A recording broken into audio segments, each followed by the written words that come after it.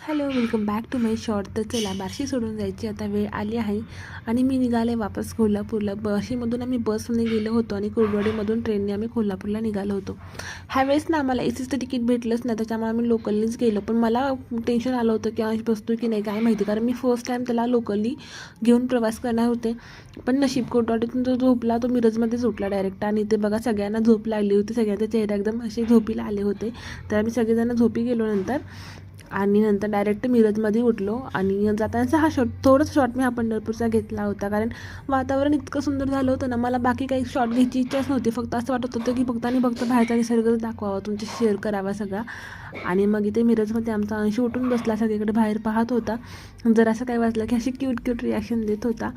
आणि मग मस्तपैकी नंतर कोल्हापूर जसं जवळ येईल तसं तसं पाऊस सुरू झाला.